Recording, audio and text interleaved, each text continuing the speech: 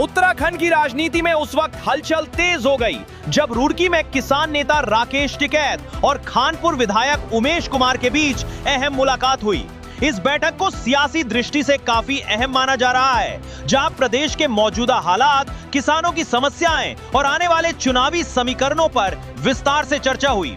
मुलाकात के बाद राकेश टिकैत ने उमेश कुमार की सराहना करते हुए कहा कि वे प्रदेश की जमीनी हकीकत को बेहतर तरीके से समझते हैं और उसे मजबूती से उठाते हैं।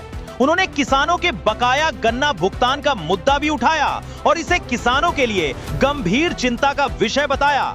इतना ही नहीं, टिकैत ने उमेश कुमार को राजनीतिक रूप से आगे बढ़ने की सलाह देते हुए कहा कि तैयारी करें और अपने जैसे और लोगों को भी चुनावी मैदान में उतारें ताकि किसानों की आवाज और मजबूत हो सके। वहीं उमेश कुमार ने इस मुलाकात को पारिवारिक बताते हुए कहा कि राकेश टिकैत उनके करीबी हैं और समय समय पर उनसे मार्गदर्शन मिलता रहता है।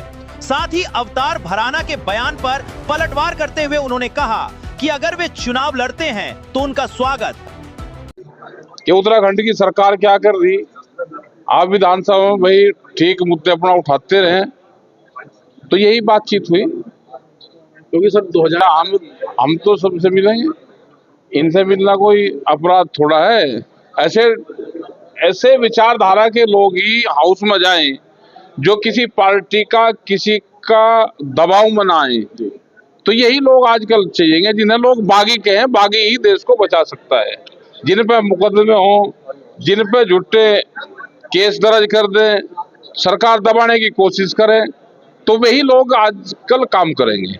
तो सर हुआ है इकबालपुर शुगर फैक्ट्री पे करीब 80 करोड़ रुपया तो हरियाणा का है और यहाँ के किसानों का है, तो वो मिलना चाहिए। हमारी मुख्यमंत्री से भी बात हुई थी, उनका पैसा नहीं दिए। जब हम हरियाणा में जाते हैं तो हरियाणा के लोग भी हमको कहते हैं उत्तराखंड में जो पैसा है इकबालपुर शुगर फैक्ट्री पे, वो पैसा मिलना चाहिए। और हम तो विधायक जी भी कह रहे भाई आप भी मदद करो, हाउस में एक आध बार बात उठाओ। और जो लोग इस विचारधारा के जो लोग हैं तो उनको सबको आवाज उठानी चाहिए, क्योंकि गन्ना प्लेन में होता है और फैक्ट्रियां चली, बाहर का गन्ना आ गए, तो यहाँ के किसान का भी भुगतान हो और वहाँ के किसान का भी भुगतान हो। सर कल कहना चाहेंगे आ जान दो तो तंज कथा है। हाँ, कैसे करे तो तंज तो भाई कैसे ही करे। अच्छा, तंज नहीं करेंगे तो पंडित जी गरमाट कैसे आऊंगा? भाई बताओ, तंज तो कैसा है यहाँ बहुत लोगों ने। अब तो ठीक चल रहे। देखो, विधायक लड़ना चाहिए अब अपनी उस पे सबको। जो जनता की आवाज उठावेगा उसे जनता चुने। हाउस में भी लोग चाहिए जनता के, और विधायक जी जैसे लोग वहां पे रहेंगे तो काम ठीक करेंगे। कम से कम अधिकारी को भी डरा धमका लें और उन्हीं की विचारधारा के लोग चले जाए। जो ना बोल पाए तो उसका क्या करोगे? देखो, हमें संघर्षशील आदमी, आंदोलनकारी आदमी, देश में आंदोलन और आंदोलनकारी आदमी चाहिए। हम उसकी हमेशा मदद करेंगे। जो पार्टी सिंबल का चुनाव, वो पार्टी के विचारधारा का आदमी हो जाता है, उसका अपना वो इंडिविजुअल कुछ नहीं रहता उसका। वो है अरे क्या पता, वो तो उसका जवाब भी देंगे, मुझे क्या पता भाई। मैं क्या इनका ज्योतिषी हूँ? अरे भाई, उत्तर प्रदेश से भेज देते हैं अधिकारी जी को कि जाकर धमका चमकाओ। हाँ, अब उनकी भी मजबूरी है, नौकरी जहाँ करनी वे भी करते। वो ज्यादा इस तरह का पंडित जी है तो है नहीं, वजयपाल शर्मा तो सीधा आदमी है। अब उसे सरकार ने कहा होगा जाकर तू भी धमकाया, उसकी ढाल अनुज की ढाल तू भी वो कर दे, तो हाईलाइट उसमें आते रहेंगे। ये तो सारे शरीफ आदमी है। पुराना वीडियो पुराना कोई विशेष परियोजना आज का आने का एजेंडा नहीं, एजेंडा भाई यहाँ को आ रहे हैं तो मिलते हुए अपना चले जाए। यहाँ पे आए तो मिले, इनसे पूछ जा भाई क्या क्या चल रहा। ठीक, हाँ, बात तो यही बताएंगे सारे। और मेरे पारिवारिक मित्र हैं, 14 साल से मेरे उनके साथ रिश्ते हैं और समय समय पर मैं उनसे सलाह लेता रहता हूँ।